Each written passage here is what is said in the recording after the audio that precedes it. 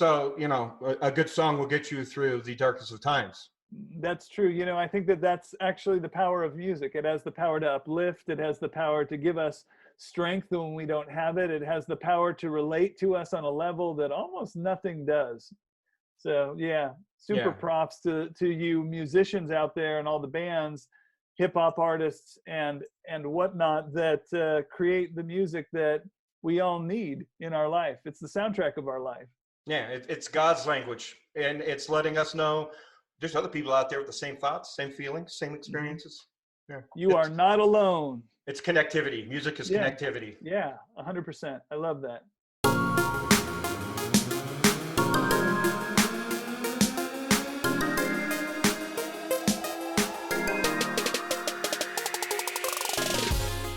All right, I am here, and I am excited to introduce Benjiphonik. What up, Ben? Woohoo! Glad to be here, bringing hip hop to the masses. Which, okay, now you know I couldn't wait to ask you about this because you know I'm a former musician. Okay, I can't remember if you know that or not, but when we first met, you were in a rock duo, one of the biggest nerd celebrated rock duos out there, like killing it. Love your guys' music, but you don't just switch. You don't switch to rap. You don't just switch to rap. So you were obviously already digging and into rap. And I say that because I had a bandmate once. Okay, this was in the '90s, and we're practicing, and I'm like, hey, I got a new song, guys. So we do it, and we get done. He's like, what the hell is this supposed to be? Rap rock? And I'm like, yes, that's exactly what it is. Yeah, right. There's nothing wrong with that. And 6 months later, he's like, dude, have you heard this? They're called Limp Bizkit. Yeah. Yes, it turns out I've heard that. Yeah, and I'm like, that's what I told you we were going to be. So anyway, now you're doing rap. Tell me about the new album. I've listened to the whole thing already. Dig every song. Love your flows. You're all over the place. You're nerdy and insulting in all the good ways. Oh, well, that's excellent. So what inspired these songs? Let's go through it song by song. No, that's excellent. Yeah. So about a year and a half ago, I decided that, you know, I had done a lot of different musical styles over time. I had done, you know, just straight up rock. I'd done metal. I'd done a lot of pop and, you know, acoustic type stuff. And with Songhammer, I was in a group before that called Conspiracy of Thought. And in the band Conspiracy of Thought, we actually did a lot of rap and rock music combined together. The bass player rapped and sang, and I played guitar and sang, and but I wrote a lot of the raps. And so it's always been something that I've loved. And a good example with Songhammer was the song War as well, you know, where we had a rap rock battle with Old Man Saxon, actually, who was on Rhythm and Flow on Netflix, you know, recently. Awesome. Yeah, and so... but regardless, I had this love of hip hop going way back, actually, you know, from when I was in junior high and high school, and just loving the old school 80s rap type stuff, you know, like Run DMC and LL Cool J and Beastie Boys and, you know, that kind of stuff. Oh, yeah. The Mix-a-Lot, you know, stuff like that. And the golden days of rap. Yeah, definitely the golden era, you know, and so I wanted to do, I had done all these different projects, but I'd never done a full album that was dedicated towards really focusing on hip hop and elements of hip hop. And granted, I'm saying that, but I'm also, you know, a musician who plays bass and guitar and drums and keys and all these other things. And so I thought, well, I think this is my moment, you know, it's time to do it. Gotta seize it. Yeah, right. Carpe diem, seize the hip hop. That's the Latin translation of carpe diem. Is oh God, there's your first tour shirt right there. Seize the hip hop excellence. And so that was the beginning of Benjiphonik, you know, and now I'm 2 videos in, and which are both excellent and funny and remind me, they have that kind of whimsical Fresh Prince of Bel-Air vibe about them. Was that on purpose? That is super cool. You know, it's interesting. A lot of people are making references to different hip hop that they love, again, from that kind of golden era of hip hop. And, but that's the first Fresh Prince. And I love that. I think that's super cool. Yeah, parents just don't understand. No, they don't. They don't. I wore that album out. Come on, summertime, please.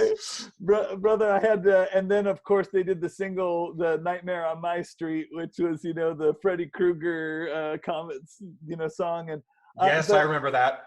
Well, and actually into, getting jiggy with it, Will Smith stuff, kept evolving. And actually I really loved his stuff from the late 90s and the early 2000s. And so I've been following hip hop. Let's just say society-wise, he got a bad rap. Yeah, and yeah, definitely. And actually I think that, people also just, as hip hop was evolving, a lot of the old school technicians, they were not being seen as being, street enough or whatever. And also a lot of that party rap in the mid 90s really got dogged on until the Jiggy era came up, and then Puffy, brought it all back, with shiny suits, which is what I was doing in the new video, shiny suits. So. It's a great suit. It's a great suit. It's very golden. Yes. That is, quite frankly, I love your choice in sweatshirt you're wearing right now for this. Oh yeah.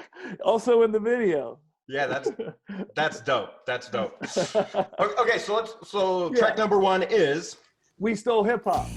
And so yeah, I thought if I'm going to start it, and if I'm really trying to go back to kind of the old school roots, then I had to basically go back to the idea of, appropriation of the culture, which is, it's really true. I mean, now granted, we have, Eminem obviously, and others that have really, brought in, they've legitified the idea that a white dude actually could rap. You're no Nick Cannon, sir.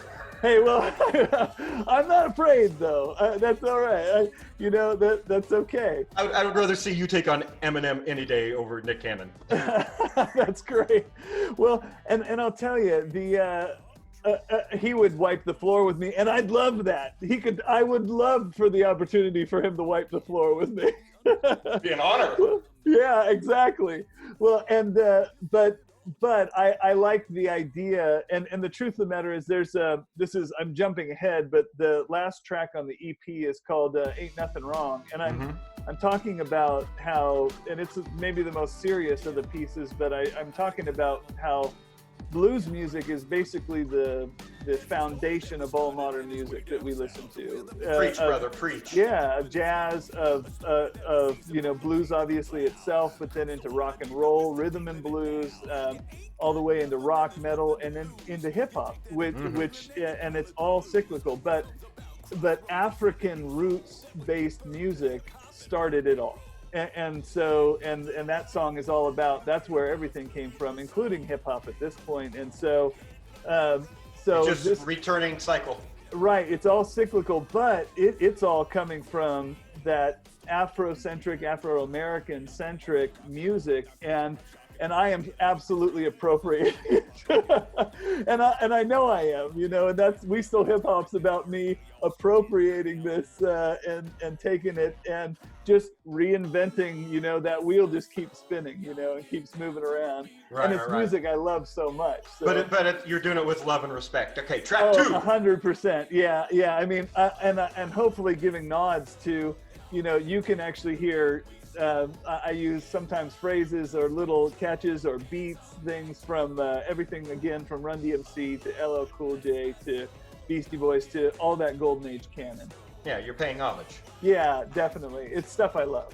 Well, track 2, what's that one about? So Rock Block Party actually is literally about that Golden Age canon. And actually, it's about the holy trinity of hip hop. So you have the very first hip hop party. I think it's August 11th, and it's 19. Is that the one in the Bronx? It is. It's 1520 Sedgwick Avenue. It's DJ Kool Herc.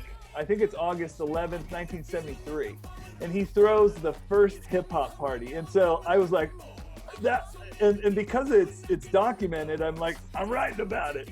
I've watched the documentary recently myself. Oh, it's excellent. And Netflix has like The Evolution of Hip Hop, which is such a great series, which I think just has new episodes now. So But I Perfect. highly recommend it.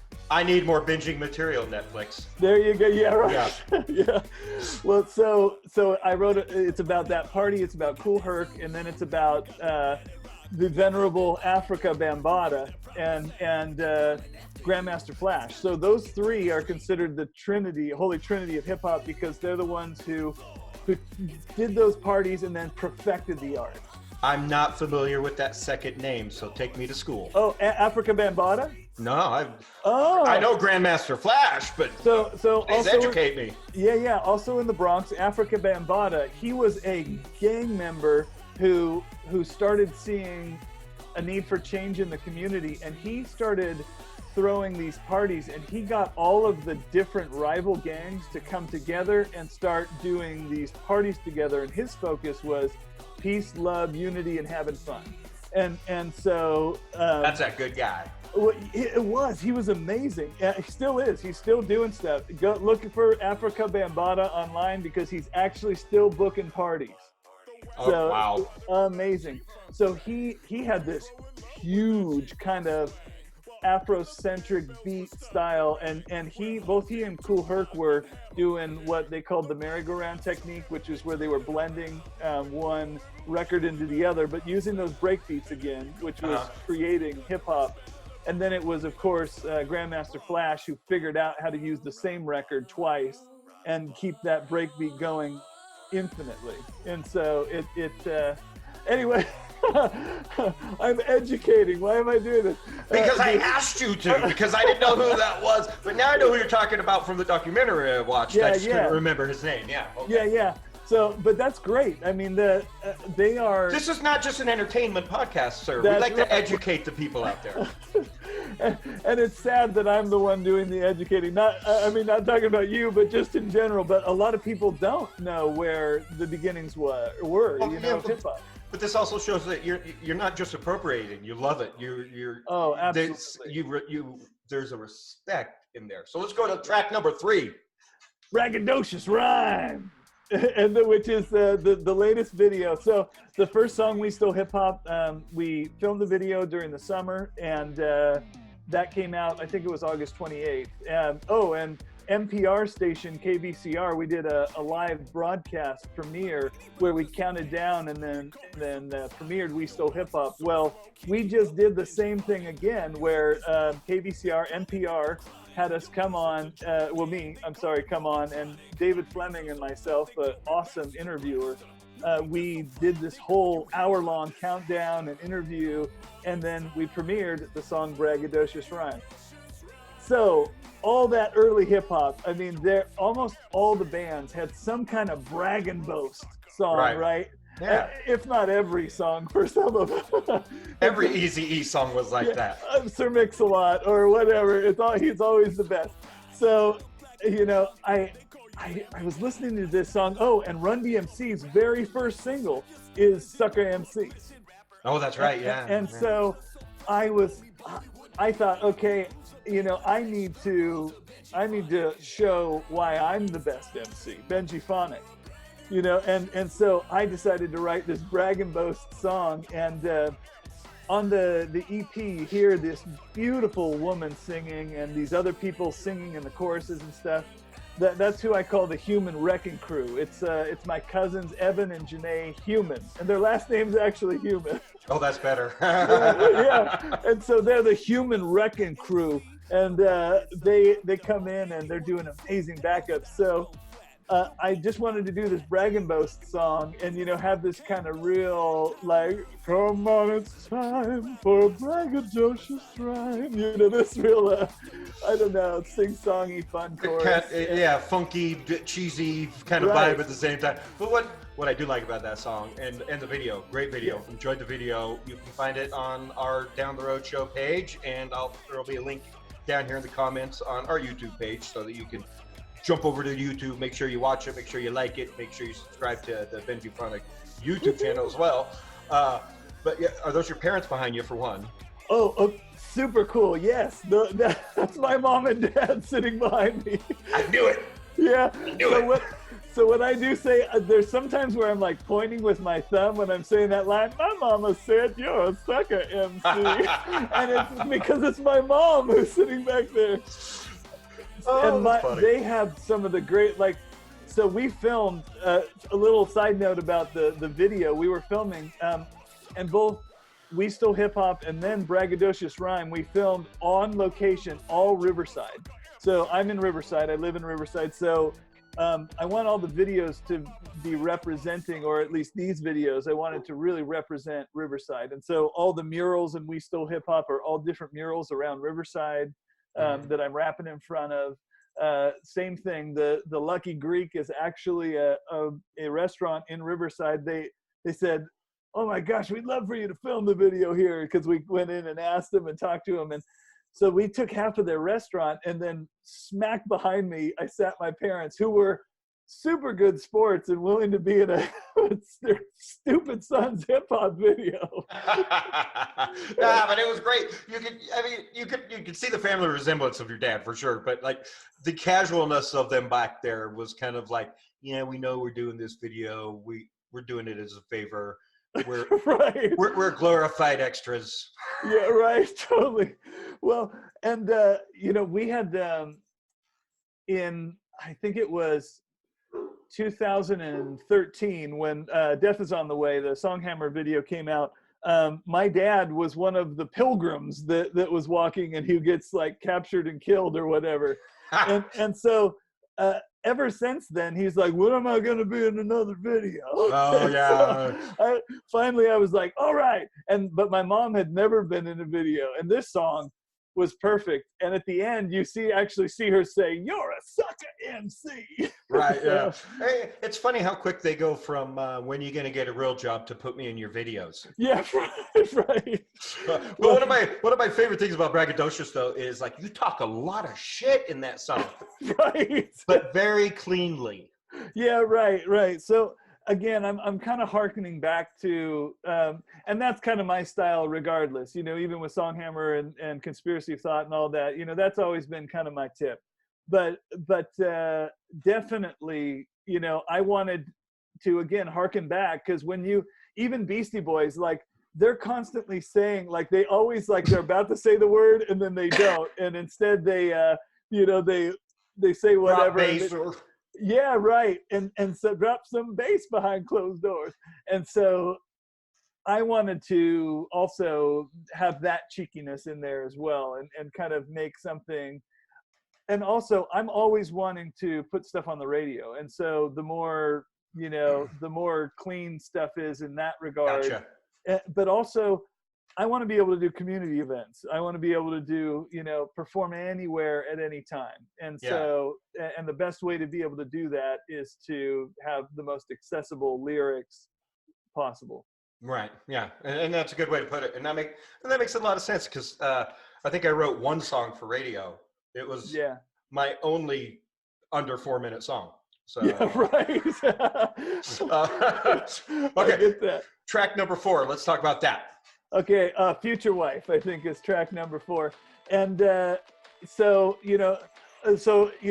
I thought I needed to really explain how I met my wife, and this is a statistical fact. You can find it on Google. The number one best place to find your future soulmate is the hip hop club. We all know that. I mean, that's where everybody finds their future mate. Am I not right?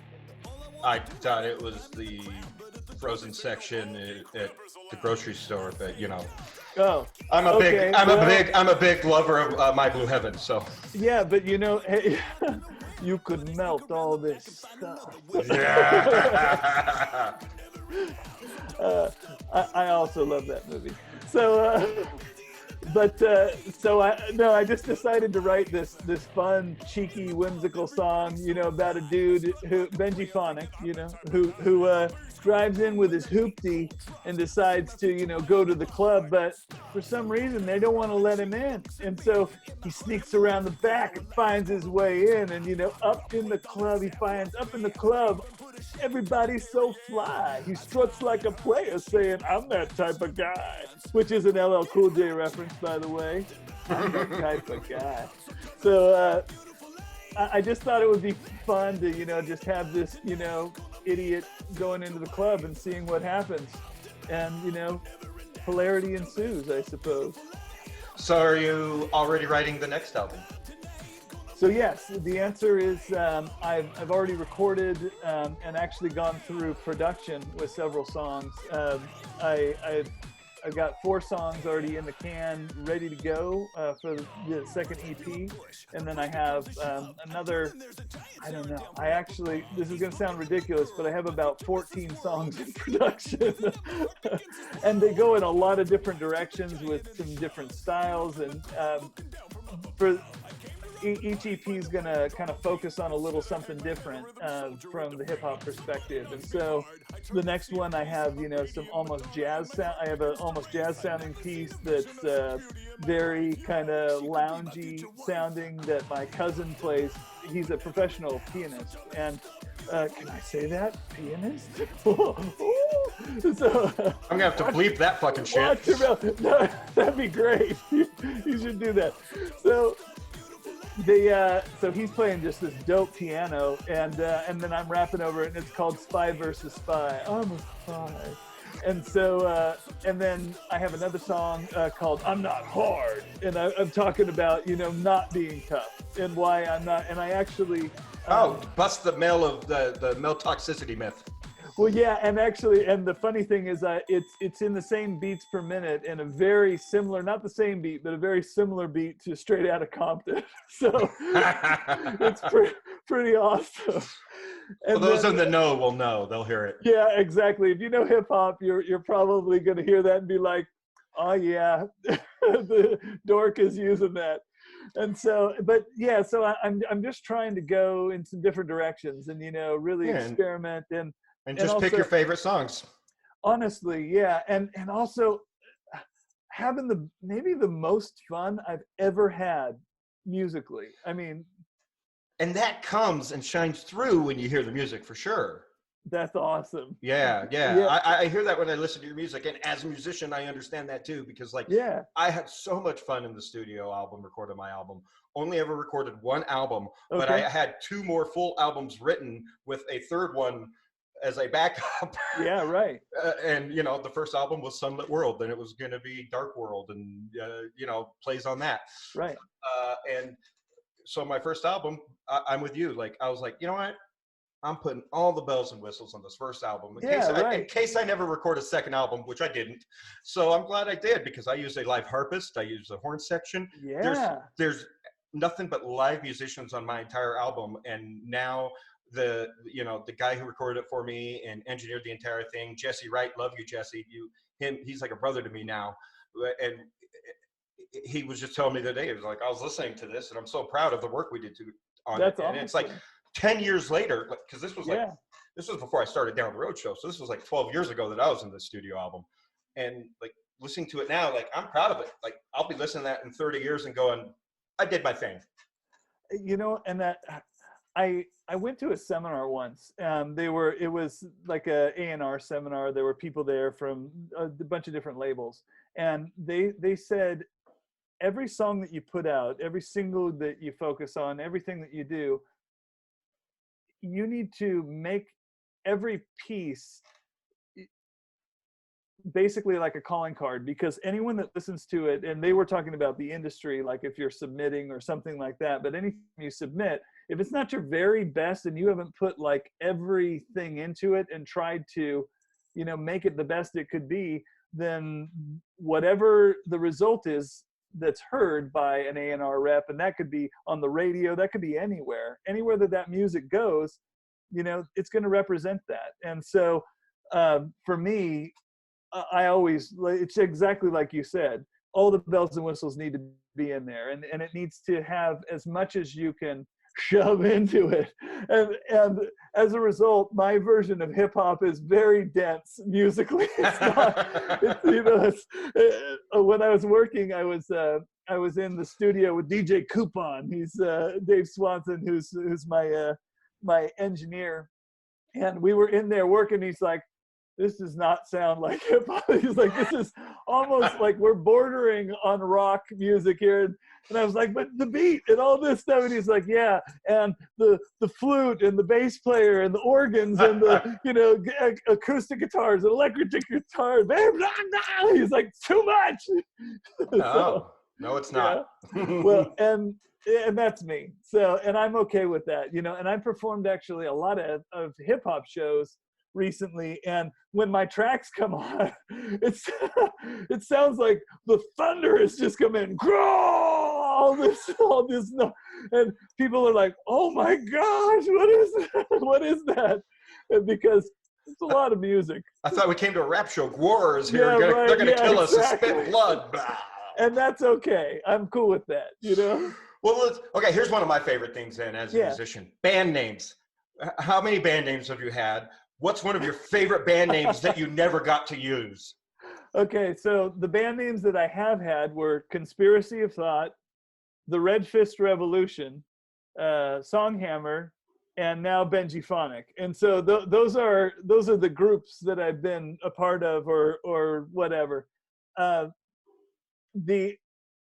think the fun thing about Benjiphonik is, and somebody asked me this in an interview recently, they were like, Benjiphonik, so it's because it's your name and it's, you know, phonic, so it's like, don't be skipping to my next question. Oh, my bad. Oh, so how did you come up with Benjiphonics? let me tell you.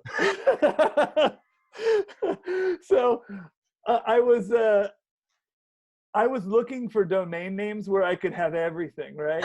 So, Twitter, Spotify, you know, Instagram, Facebook, .com, all of it. Social media smart and business smart, sir. So it was Benji and whatever. I tried Benji and 100 different things, and then I did Phonic with Phonik, and bing, it comes up. This is available everywhere. That's me. That's what that was. There you go. All right. Woo! First in market. And so that was really the clincher but here's the deal. So that was your AAA auto repair moment for the Yellow Pages. Right. If I can have the domain for everything with it, then I'm going to take it. And so that was really what it was. But at the same time, so this is something that I've said in interviews before, but so I'm dyslexic. You know, I've always had trouble with reading, and you know, I'm diagnosed and the whole deal. And so growing up in early school, real rough. Yeah, they wanted to hold me back a grade. Yeah, me too. Yeah, absolutely, same thing. In fact, the only reason I wasn't held back was that I actually went in with my parents and I set up basically a point by point why they shouldn't hold me back to the principal. and it convinced the principal not to let me get held back, but wow. I actually went in and did that. But so well then real quick, the only reason I wasn't was because my mom was an ex-teacher and she's the baddest bitch on the fucking planet, and she went in there and ripped them a new one and was like, she advocated for you. My son is actually really smart. Yeah, well, and you know, and so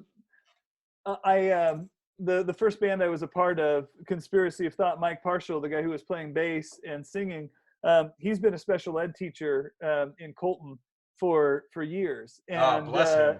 yeah, and he's amazing.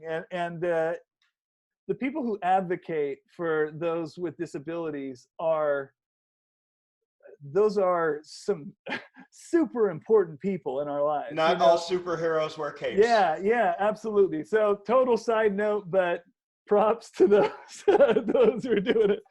And okay, so back to the name. Anyway, so Benjiphonik, Phonik, you know, Phonic, Benjiphonik, you know, like so hooked on phonics. Yeah, right. And so that was part of it. And then, but spelling it incorrectly made it a little bit better with Phonic. A little more tongue in cheek. Okay, I get that. Yeah, I get that. So as a dyslexic, it just felt right. Okay, that makes sense. And that makes sense because I love a good tongue-in-cheek name, and my all-time favorite band name I ever used, but it was never an official band. It was just a group of friends of mine that would get up on a Monday night thing that I hosted at the bar I worked at. And Right. so musicians would come in from all over the place to play and type of a thing. Yes. And even we never played a song less than 7 minutes. Okay. Because we just love to. I've been fortunate, and I've played with some amazing musicians over the years. Right. You were a jam band. We were a jam band. And correct. since I'm Casey, and everybody's like, "Oh, where's the Sunshine Band?" By the way, Casey from Casey and the Sunshine Band is 30 years older than me. Internet. Anyway, so most of my band names were, Casey and the Comet, Casey and the Moonbeams. My all-time favorite was Casey and the Bluesberry Jam Band. Ooh, I like that one. That's dope. Right? I'm pretty proud of that name. Like, the name was better than we were as a group, but I've been in that too. I get that. but it's all in a name. So then you got another video off this album, or what's next for Benjiphonik? Okay, so next is in the spring. So obviously Braggadocious Rhyme just came out. Oh, and by the way, if you haven't already checked it out on Facebook or on YouTube, you can look up Benjiphonik and see the We Still Hip Hop or Braggadocious Rhyme videos. Also, I have like the episodic videos that I put out once a month. That's the Benjiphonik's Adventures in Hip Hop. Fun. And I'm like in the studio and recording and doing all this kind of stuff. And I do some amateur time traveling. It's good stuff. Professional time traveling doesn't even work out right. It's true. And actually my engineer DJ Coupon, he says that amateur time travel is one of the 3 most expensive hobbies next to recording music and golf. Okay, yeah, that's true. That's all true. That's all true. Expensive hobbies. But yeah, so coming up this spring. So coming up this spring, I'm going to be doing obviously some more video work. I have a new EP that'll be coming out, and one of the songs that we're going to be shooting a video for is called "I Don't Even Know Where I've Been," and so we're going to be walking the streets all throughout Southern California, actually, and doing live takes on street corners and stuff all over the place. So be watching for Benjiphonik roaming around with a camera. It's going to be very, very awesome. Can't wait to see if I recognize some of those street corners. Yeah, seriously. Well then, all right. So now that we've promoted you and all that you are as the glorious nerd rapper you are, let's get nerdy. What are you watching? What are you nerding out on right now? Okay, so I watched The Witcher, of course. I just got finished with it. Yeah, I know. And so what I loved about that series was the curveball time thing going on. And which is exactly why I'm going to go and watch the whole thing again. I know. You don't realize till this is a spoiler. So if you don't like spoilers right now, I'm going to give a little bit of a spoiler real quick. That's fine. This entire podcast is nothing but spoilers. Okay, that's cool. So it's hard to wrap your head around the idea of halfway through you realize, oh my gosh, half of what I just watched happened before what I'm watching now is happening. It's a real right. I love that. So anyway, that kind of melts your mind a little bit, and then but it makes you watch the second half once you realize that in a completely different light. It's smart TV, and actually I really, really like that. Again, actually, something that I'm geeking out on, and it's not from the geekosphere, but again, that documentary series, Evolution of Hip Hop, which is, I think, also Netflix, highly recommended.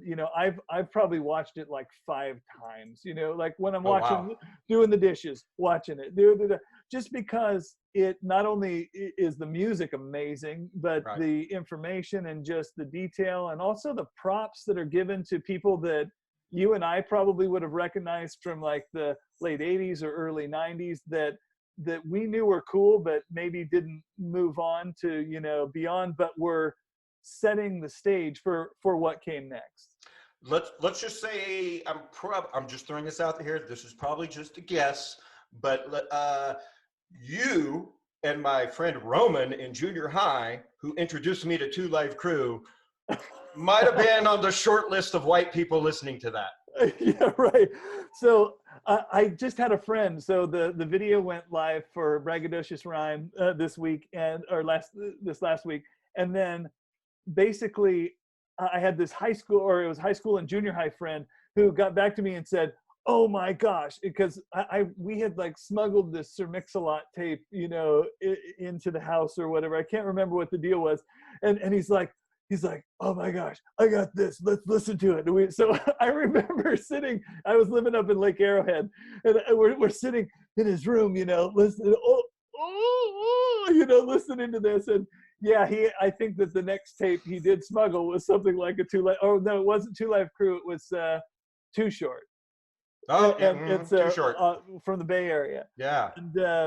And so, but yeah, it's that stuff was, it was on the no. Oh yeah, very much so. So, but then again, so was MTV when it came out. I wasn't allowed to watch MTV. We didn't have it at our house, and I would sneak over to a friend's house who lived on the other side of town in Idaho, where I grew up.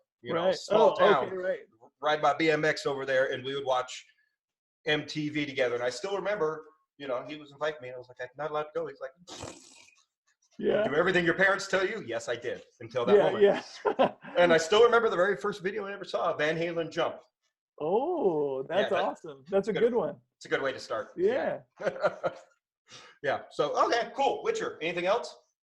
So I said the evolution of hip hop. Are you wanting stuff that might be in the geekosphere? No, just anything. Anything you're reading, anything you're watching, anything you're listening to, audiobooks. Okay, nerdosphere. I'm a huge, I love books. So I'm a big reader. Everything from early on, like Harry Potter to Lord of the Rings. Oh, perfect. Then I'm going to turn you on to 3 friend authors. Oh, excellent.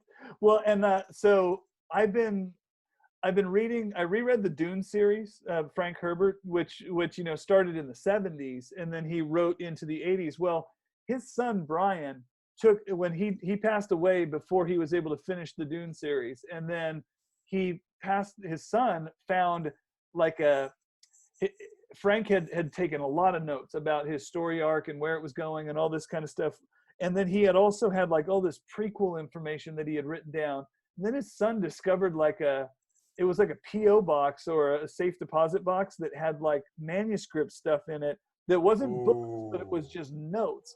Well, his son started writing all these prequel books and all this stuff, and they're phenomenal. And so, so how many books are there in the original series? In the original series, there's let's see, Dune, Dune Messiah, Children of Dune, Heretics of Dune, Chapter House Dune. So I think there's 5 in the original series, and then, but Brian Herbert has now helped to write. I want to say there's 15 books or something like that. Holy crap. So is that what the new movie series is based on, his stuff? No, the new movie series, the new movie is based on I think original Dune. So I think it's actually going to be Dune and then part of Dune Messiah. And I think that they're going to do another movie that'll be the end of Dune Messiah into Children of Dune. At least this is what I think. Right. Those have always been on my list. So now I got to throw them in and listen to them because I can't read it anymore. Dune is George R.R. Martin, who writes Game of Thrones, and I love those books as well. Yeah, don't get me started. I decided not to read Game of Dragons or the last one because it's Dance of Dragons, whatever. I don't care what the hell the name of it is at this point. George, until you finish the last book, I'm not reading anymore because then I'm going to got to go back and I got to read it again. And his style of writing is already so confusing with this perspective and this perspective, and just I had to go back and read the first 2 books 3 times to figure out shit. Anyway, sorry. So George R.R. Martin, I would say, is the Frank Herbert of fantasy. Whereas, so Frank Herbert, who wrote Dune, his style of writing is very much like George R.R. Martin. Rather, George R.R. Martin is very much like Frank Herbert. And so when I first started reading A Game of Thrones, I was like, oh my gosh, this is the fantasy version of Dune. And so because they're similar writers, and the way that they jump from characters and different people and different perspectives and voices, it's almost identical in some ways. So yeah, highly suggest the Dune series and all the prequels and the newer books. Excellent.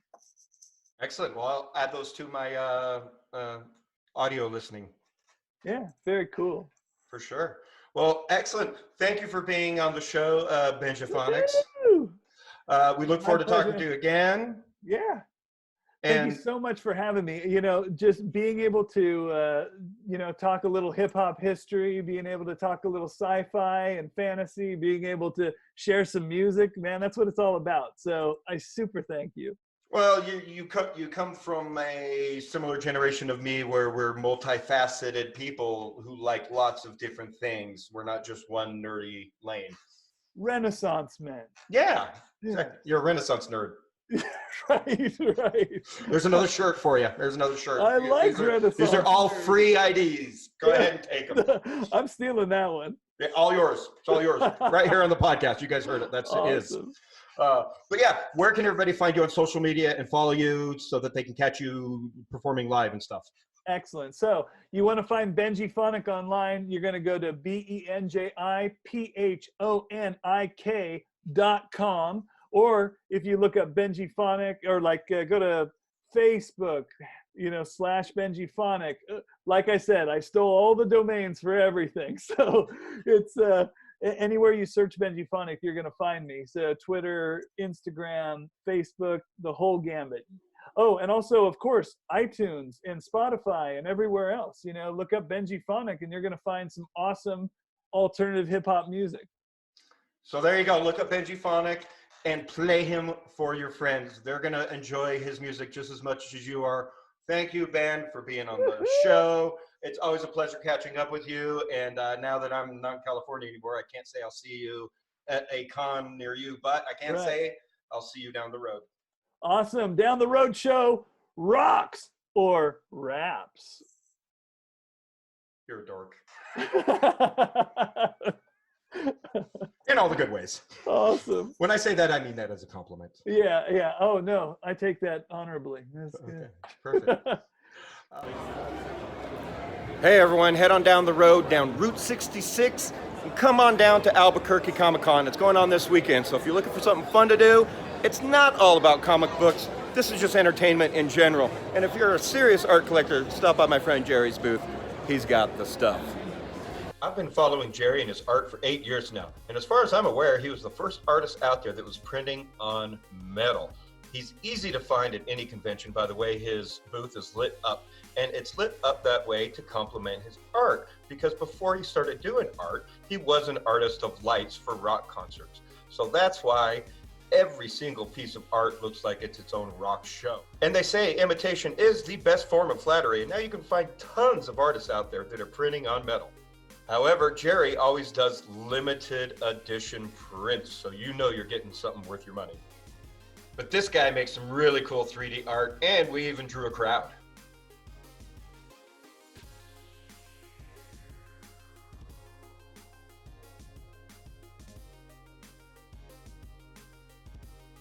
All right, now let's go hit the con floor and see what Albuquerque Comic Con has to offer. With any luck, I'll run into some friends.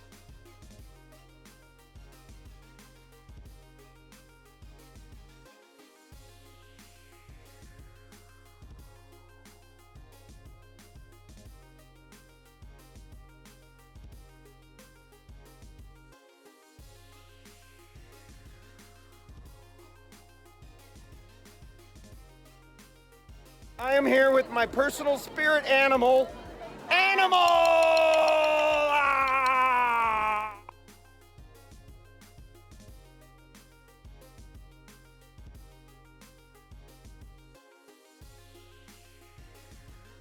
Finished the 3-mile run. I'm not making this up.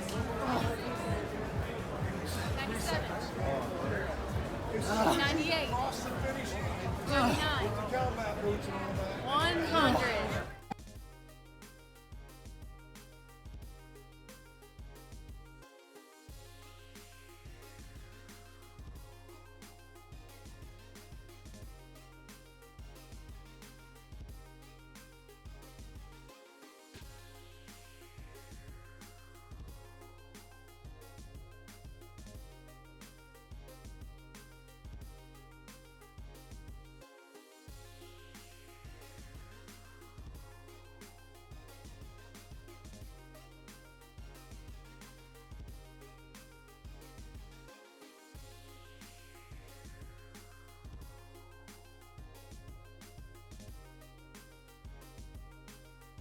So for years at cons, people have accused me of being Walter White because of my fedora and cosplaying when I was just being myself.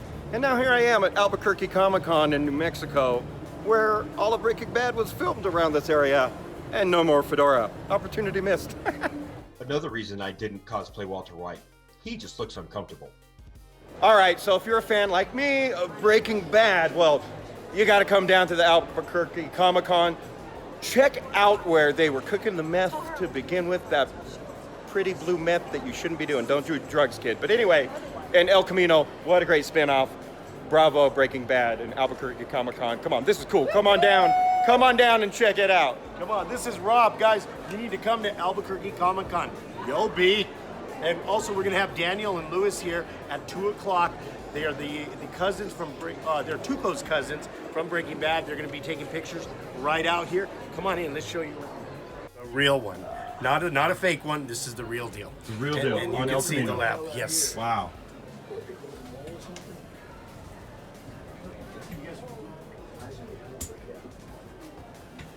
I'll let you get the rest. That's it? That's all you got? So if you are a fan of the El Camino spin-off movie from Breaking Bad, get down to Albuquerque Comic-Con today. Come check it out for yourself. Get some autographs. Meet some celebrities. Come inside where it all happened and where it all got filmed. We'll see you down here. Right here at Albuquerque Comic-Con. Dude, that's awesome. All right, so here we are at Albuquerque Comic-Con. I'm in Celebrity Row, which is always a hot spot. You got the original Hulk right over there, Lou Ferrigno. If you're a fan of Karate Kid, Ralph Macchio's back there. If you're a fan of the original Wolverines, of course, Red Dawn, the original. Not the remake, the original. Thomas Howell's back there.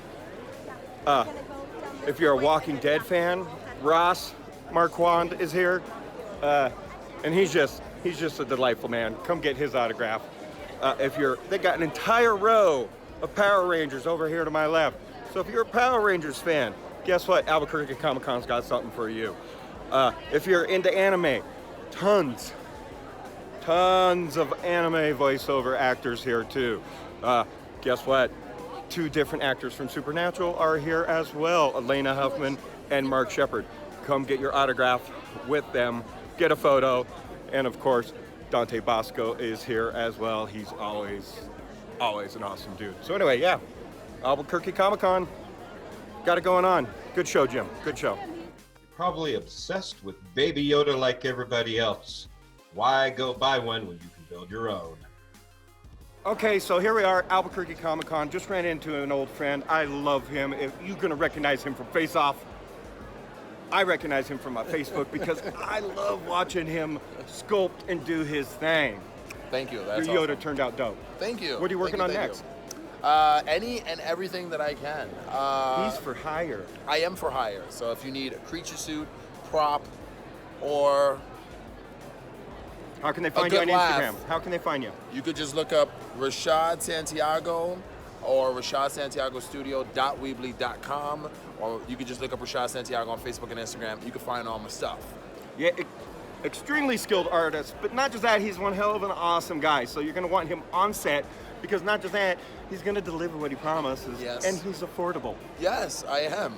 So just don't lie about your budget, people, Yeah, because don't we're lie. sick of that crap. Don't lie We're about all your sick budget. of that. Yeah. People lie all Yeah. the time. It happens. It happens. But find him at a Comic-Con near you, follow him on Instagram, and check out all of his amazing artwork. He's like one of my favorite people to follow. Well, thank you. That means a lot. All right, and we'll see y'all down the road. Yes, you will. Bye. Kaboom! It's Alaina Huffman! Hey! So let's catch up here, Alaina. Yeah. Let's go back to the beginning. Whoa. We originally met at Wizard World Convention in Anaheim, and that was a blast because you were fresh off of Smallville. Yeah, 10 years ago. 10 years. The first Black Canary on TV. So that leads me, I have to ask, did you watch Crisis?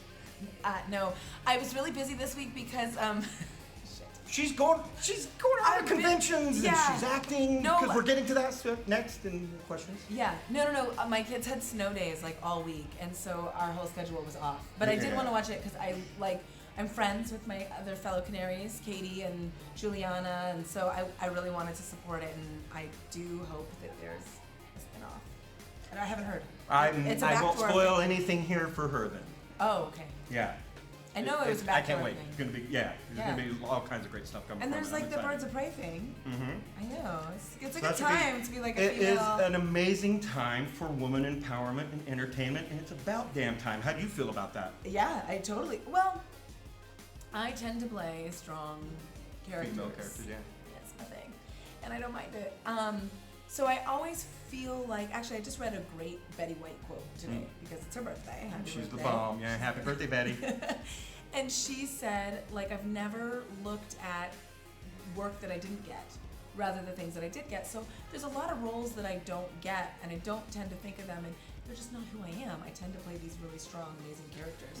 And so the fact that more and more of those are being written, and they're age appropriate. I'll be 40 this year, and I feel like, oh my God, my life is about to start. Yeah. But I feel great. I'm like, I don't know, I just feel like I have 40's the new 20. That's what they say. Yeah. 40's the new 40, but I'll take it. Yeah. I'm good with it. I'm full grown. I've earned every line on my face. Mm-hmm. Yeah. The battle scars of pride. Yes. For sure. Yeah. But yeah, you look great. Let's not dwell on how awesome you look compared to how I'm feeling these days. Anyway, but speaking of strong characters, a lot of the fans out there are going to know you as the Queen of Hell from Supernatural. Yeah. Last season. Yeah. Now I know you can't give me any spoilers, nor do you probably know what's I don't going know on. any. I don't get the scripts. But what do you want to happen to the Winchesters? What would you like to see happen, being both SPN family, being on the show, and being a fan? I know you are. I actually don't know. Like, I don't even know what's going on with those characters. They're my friends, and I want them to like enjoy. And I want like it to be a nice send off. An epic end, yeah. Yeah, like they deserve it. Yeah, like I really see it sort of like, I feel like they've been through a lot, and they really need just some contentment in their lives. Right. So it would be nice if everybody left at peace. But being said, you know, Ruthie is the new Queen of Hell. She's Love Ruthie, baby. yeah, yes. one of my best friends. She's amazing. I couldn't Thanks for think- letting me hang out with you guys at Comic-Con. That was a blast. Always. He's my Comic-Con pal. Yeah, I mean, I couldn't be more proud to have, you know, such great friends that are on such great shows. She's killing it. She's amazing. She's killing it. Yeah. How current are you? Because I don't want to say anything. I don't know anything. Okay, I won't say It anything. won't be a spoiler though. I so- won't say anything, but I love you, Ruthie, so glad. I knew they were full of crap and you weren't going anywhere. But anyway. I know. I know, they keep killing her, right? Right. Doesn't It's like, she, how die do and come back? you kill her? You can't kill her. I Like, know, and she's so tiny. She's so the I best. gotta tell a great story now. oh, yes. We love stories. So I was on set one day shadowing. I really want to start to get into directing. Awesome. I have a trajectory for that. It's a big job. Right. Anyone who has done it. It's I a have huge 4 scope. children, and so it's something that I want in my pipeline, but probably in the next 5 to 7 years when my kids are a little bit older, because it really takes you away from your family for a long time, and I'm a single mom. Right. Anyway, I was shadowing Phil Segresha, and we shot this one episode where, I don't know if you guys remember, Ruthie gets shot and like Fergus blows up one of her boyfriends. Oh, yes. It's just like just dripping and covered in guts. And it was so funny because she was so nervous. And so she's so tiny, right?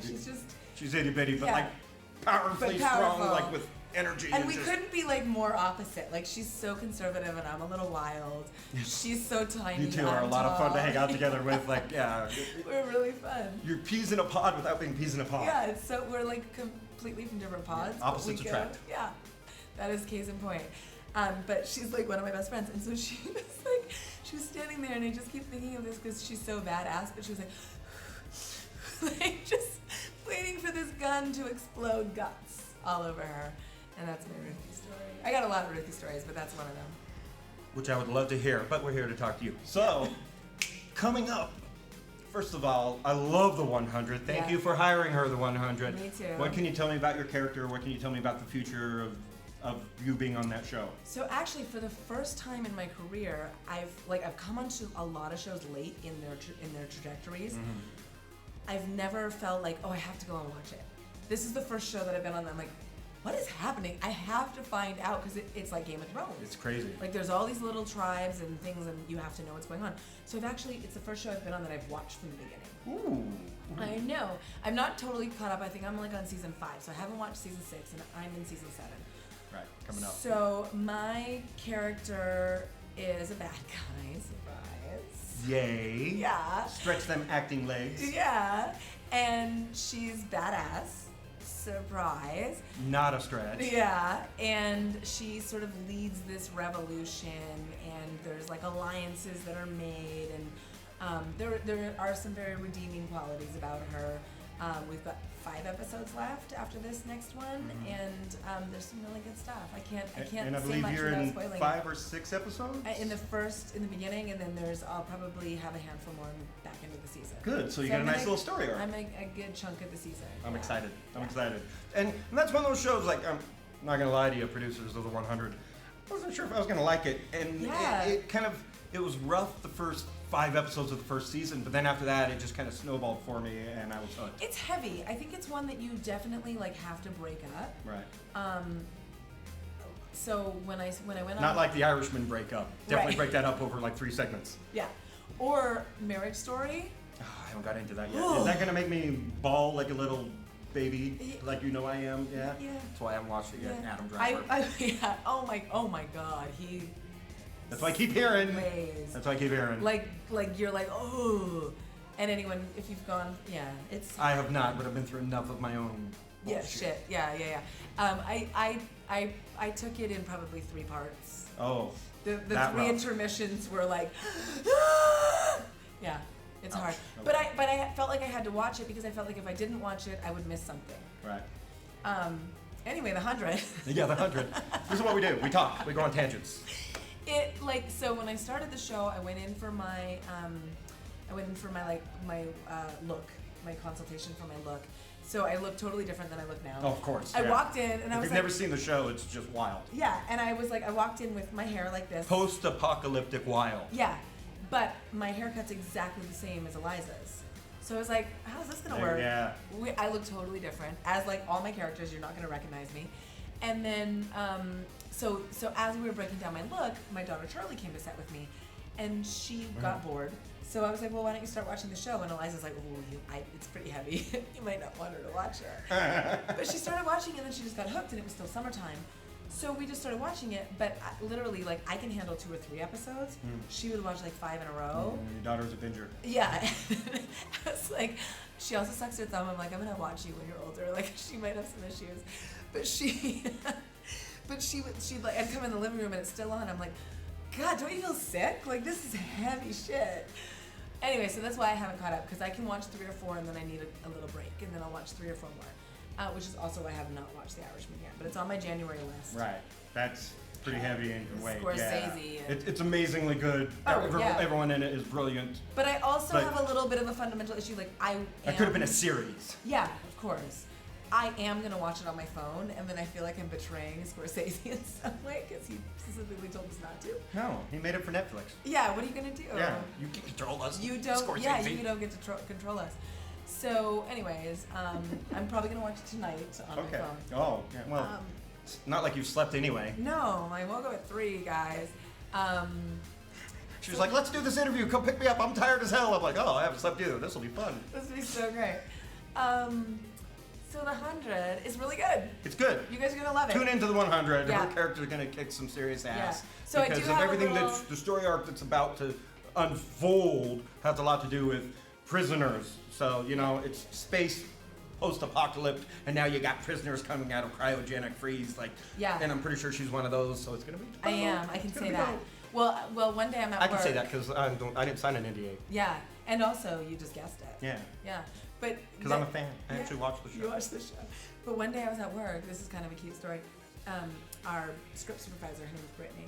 She comes like beelining for me, and I did not say anything in this scene. So basically, she's there to make sure that you like say everything right. Right. And like if you picked that up with your left hand, you pick it up with your left hand in the next setup. Right. So she like comes beelining for me, and I was like, I don't know any dialogue. What is she gonna say to me? She's like, I gotta tell you something. I was like, what? She goes, she's like, the camera department has a nickname for you. I was like, oh, what First is-" aid, you got a nickname from the camera guys? Yeah. That's love. She's like, they have a little crush on her. I was like, oh. She's like, they call you Nikki Bang Bang. Nikki Bang Bang. Nikki Bang Bang is my nickname. That's interesting. I What's love the it. reference? You're gonna have to find out. Okay. Oh, okay. So it's a show reference. Yeah. Nikki Bang Bang. Bang. Kapow. Yeah. So to wrap up this interviewing segment, what are you nerding out on though? What is it like you just can't help but watch? Like, Okay, it's not really geek culture, but I get into like a binge phase. yeah. What are you passionate about? Right now, I just finished Schitt's Creek. I've heard. Oh my God, watch. I've heard that's so good. It is. My so, list of shows I have to start know. binge watching is ridiculous. Luckily, I'm disabled and not working, so I got So time. you get to watch it. I actually tend to find television distracting. I should not say that as an actor. No, but lots of actors don't even watch their own stuff. No. It's a mental thing. Yeah, I get it's it. hard to watch. I hate watching me. Yeah, right? But Schitt's Creek is so funny and like mindless but brilliant. You're right. It's so good. Eugene Levy, Daniel love Levy, him. like there's so And it's in like its last season right now too, It's right? the last season. Okay. I'm caught up to season 5. Up 5 seasons on Netflix. They're only 20-minute episodes. Easy to binge. They're so funny. They're so witty. They're so dumb, but so good I love dumb. and smart at the same time. I also like smart. Yeah, yeah. But other than that, like I've just been reading a lot. I moved into the forest. Yeah. a couple years ago. Peace and serenity. Like follow her Yeah. Instagram. Like she's just having. I want to move there. Yeah, I'm just like don't, really. but I in- want to. yeah, but yeah, it's like one of those things. I literally am like in a season of life where I'm like, I just want to read books about self-improvement. Yeah. So Well, that's because what I've that's been life. keeping You're out. going through one of those. You're going through one of those seasons of change. Yeah. And we all go through seasons, and that's a recurring theme on this podcast about going through your seasons and finding that balance of life to find your best inner goddess or god. Yeah. So that you can be your best self. Yeah. So that's what I'm doing. And so that's kind of like part of that is like watching great television, riding horses, being with my kids, reading books, just kind of being by myself. Yeah. It's nice. It's a nice thing. I'm bored of me, however. Well, actually, so like no, there is a phase where introspective is fucking exhausting. Right. And once you get over that and you're like, oh, I don't have to deal with how shitty I am anymore. Now I can focus on how great I can be. Right, because you focus But you on gotta that get through emotional that. instability. Right. So now you have the emotional intelligence to look at the darkness and go, I'm okay. Yeah. That is a part of me. You don't have to It's not unpack and me, live it's just a there. part of me. Well, You don't have to Churchill, unpack and live there. Yeah, I love that phrase. Churchill said, right? If you're going through hell, keep going. Right, right. Don't stop. Don't stop. And like I can't even think of the country singer who sings it, but he takes it another step. He says, if you're going through hell, just keep going. You'll be out of there before the devil knows you're there. See? That's a good one. Yeah. I just read Dolly Parton's book. I think she referenced that as well. Really? Yeah. She starts everything. I Dolly. love Dolly. Yeah. Everything in entertainment is just a ripoff from It's Dolly Dolly. Parton. Yeah, it really is. Read her book. It's really cute. I read it on a Sunday morning. It's like Okay. 100 and something pages. Well, I'm gonna start actually doing some audibles and start listening to more Oh, yeah. books because I Audible's my miss favorite. reading and I can't read for crap anymore because it just Oh, yeah. with my nerve damage in my eyes I can't. No, focus on Audible's it, the so. best. Yeah. I So get, like- you hear that Audibles, especially Audibles, the book Audibles, you should be sponsoring Down the Road Show. Yeah. We're gonna be listening to you a lot, as well as these people. Yeah. I'm in the car a lot, so yeah, I do. I listen to a lot of books. Also, with modern day like technology, like I listen to Michelle Obama's book on Audible, Right. and she reads it to you. Like, what's better than that? Oh. You get the first lady to read her own book to you. Dude. That's kind of amazing. I want that. I know. I felt high the whole time. I was like, this is amazing. That's way cool. Because I got mad respect for Michelle Obama. Yeah, and it's her birthday today, so happy birthday. It is her birthday today. Yeah, I won't get into politics and what Trump did today on her birthday, but No. you know, whatever. Anyway, We'll just leave it there. but glad you're in town.